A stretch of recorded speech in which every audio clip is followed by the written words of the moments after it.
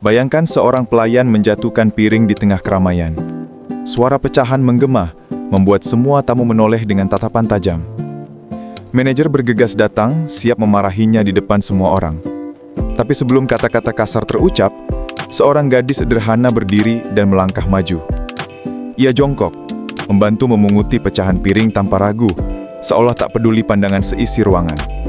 Tak ada yang tahu, pelayan yang ia bela bukanlah orang biasa, melainkan seorang CEO muda yang sedang menyamar. Dan dari keberanian kecil itu, kisah yang mengubah hidup mereka berdua pun dimulai, dan inilah kisahnya.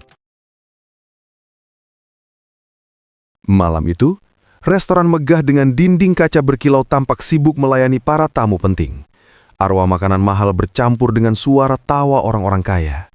Di antara keramaian itu, berdiri seorang pelayan baru dengan wajah tampan, namun gerakannya canggung seolah belum terbiasa. Kemejanya sederhana, tangannya sedikit bergetar ketika mengangkat nampan. Ia bernama Yuta, berusia 28 tahun, tapi tak seorang pun tahu siapa dia sebenarnya.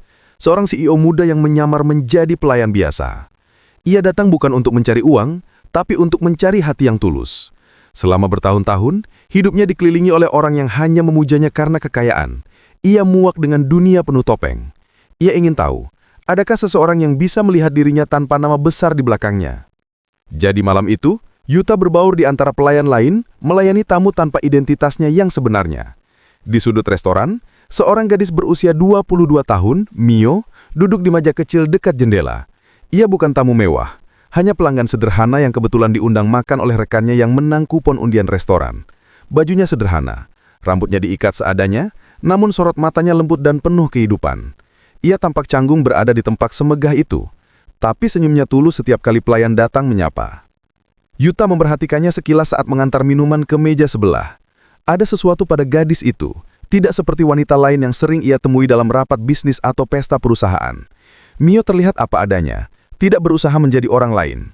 Tapi momen tenang itu mendadak pecah, saat Yuta karena gugup dan belum terbiasa, menjatuhkan piring berisi makanan di dekat meja VIP. Suara perang memecah keheningan. Semua mata langsung tertuju padanya. Para tamu menatap sinis, manajer restoran yang arogan datang menghampiri dengan wajah marah. "Kau tahu berapa harga piring itu?" hardiknya dengan suara keras. "Maaf, aku tidak sengaja." "Tidak sengaja? Kau pikir restoran ini tempat latihan? Dasar pelayan bodoh, pergi dari sini, sebelum kau mempermalukan kami lagi." Yuta menunduk, menahan diri agar tidak membuka jati dirinya. Ia bisa saja menghancurkan karir si manajer dalam satu kalimat, tapi ia ingin melihat sampai sejauh mana manusia bisa merendahkan orang kecil. Para tamu mulai berbisik. Beberapa tertawa kecil, mempermalukannya tanpa belas kasihan. Namun di tengah ejekan itu, sebuah suara lembut tapi tegas terdengar. "Cukup!" Semua mata beralih pada Mio yang kini berdiri dari kursinya. Ia melangkah mendekat, tanpa ragu berdiri di depan Yuta yang masih menunduk. Tidak pantas memperlakukan seseorang seperti itu hanya karena sebuah kesalahan kecil, katanya dengan nada tenang tapi berwibawa. Dia sudah meminta maaf. "Kau siapa? Ini urusan restoran, bukan tempat untuk orang luar ikut campur." Tapi Mio tak mundur. "Kalau kau ingin menunjuk seseorang untuk disalahkan, maka salahkan aku juga, karena aku juga manusia, dan manusia bisa berbuat salah." Suasana restoran mendadak hening. Yuta menatap gadis itu dari bawah, matanya sedikit membesar, terkejut, kagum, dan tersentuh. Tidak ada yang pernah membelanya selama ini. Tidak pernah ada orang yang berdiri di hadapannya saat ia menyamar menjadi orang kecil.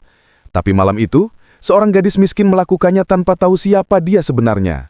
Manajer tampak kebingungan, lalu menggerutu pelan dan pergi dengan kesal. Mio jongkok, membantu Yuta memungut pecahan piring tanpa peduli tangannya ikut tergores. "Kau tidak apa-apa?" tanyanya lembut. Aku baik-baik saja," jawab Yuta pelan. "Terima kasih." Mio tersenyum kecil. "Jangan diambil hati, orang seperti itu hanya melihat dari seragam, bukan dari hati." Kalimat itu menancap dalam di dada Yuta. Ia menatap wajah gadis itu lebih lama, sederhana tapi tulus. Malam itu, setelah kejadian itu, Yuta keluar dari restoran dengan hati yang tak tenang. Ia tidak bisa berhenti memikirkan gadis bernama Mio itu. Esoknya, ia kembali ke kantornya sebagai CEO seperti biasa, duduk di kursi kulit hitam di ruangannya yang megah. Namun pikirannya tak bisa fokus. Gambar gadis itu terus terlintas di benaknya. "Gadis itu, dia berbeda," gumamnya pelan. Hari demi hari berlalu, tapi bayangan Mio tak pernah hilang. Akhirnya Yuta memutuskan mencari tahu tentangnya. Dengan mudah ia menemukan bahwa Mio bekerja di toko roti kecil di pinggir kota, bekerja keras setiap hari demi menafkahi ibunya yang sakit. Tanpa pikir panjang, ia pergi ke sana, tapi kali ini bukan sebagai CEO. Ia tetap berpakaian sederhana, menyamar seperti biasa. Ketika ia tiba di toko itu, Mio sedang membersihkan etalase tersenyum lembut pada pelanggan. Saat melihat Yuta datang, ia tampak sedikit terkejut. "Kau? Pelayan dari restoran itu?" "Iya," jawab Yuta sambil senyum canggung. Aku ingin mengucapkan terima kasih lagi. Waktu itu kau membelaku, padahal kau bahkan tidak mengenalku." Mio tertawa kecil. Itu bukan apa-apa. Aku hanya tidak suka melihat orang dipermalukan di tempat umum." "Tetap saja," kata Yuta. "Tak banyak orang yang berani melakukan itu." Sejak hari itu, Yuta sering datang ke toko itu. Kadang membeli roti, kadang hanya berbincang sebentar. Mereka semakin akrab. Mio selalu memperlakukannya dengan ramah, tanpa pernah tahu bahwa pria sederhana yang datang tiap sore itu sebenarnya pemilik perusahaan besar. Di mata Yuta, Mio adalah sosok yang membuatnya melihat dunia dengan cara baru. Ia belajar dari gadis itu bahwa kebahagiaan tidak selalu datang dari kemewahan, tapi dari hati yang tulus. Namun kehidupan tidak selalu berjalan tenang. Suatu sore, Mio menemukan surat penggusiran di rumahnya. Toko tempat ia bekerja pun akan ditutup karena lahan itu dibeli oleh perusahaan besar yang akan membangun gedung baru. Ia menangis diam-diam, tanpa tahu bahwa perusahaan yang membeli lahan itu adalah milik Yuta sendiri. Keesokan harinya saat Yuta datang, ia menemukan Mio sedang duduk lesu di bangku depan toko. "Kau kenapa?" tanyanya lembut. "Toko ini akan tutup. Tanahnya dibeli oleh perusahaan besar. Aku kehilangan pekerjaan." Yuta terdiam. Ada rasa bersalah menyelimutinya. Ia tidak pernah tahu bahwa kebijakan yang ditandatangininya kemarin berdampak pada gadis yang ia cintai diam-diam.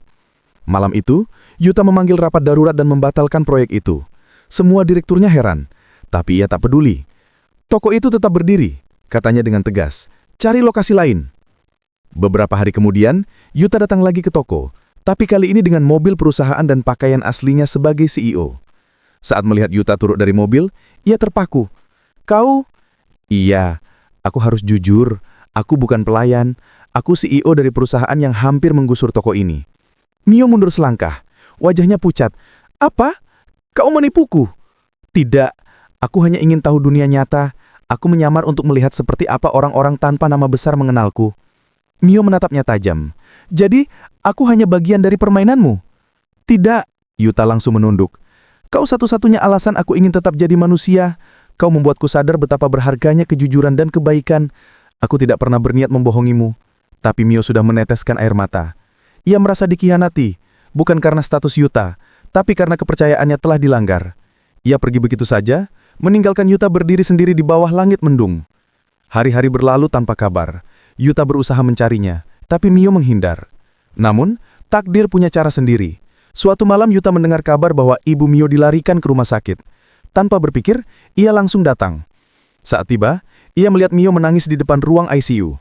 Yuta mendekat pelan. "Mio? Mio?" menolehkan dengan mata bengkak. "Kenapa kau di sini?" "Karena aku peduli." "Kau sudah cukup berbuat, Yuta. Aku tidak butuh kasihan." "Ini bukan kasihan, tapi ini cinta." Mio terdiam. "Kau pikir dengan uangmu kau bisa menyelesaikan semuanya?" Yuta menatapnya lama, lalu berkata pelan, "Tidak, tapi dengan hati aku bisa mencoba memperbaiki yang sudah rusak." Ia lalu menyerahkan amplop berisi biaya pengobatan.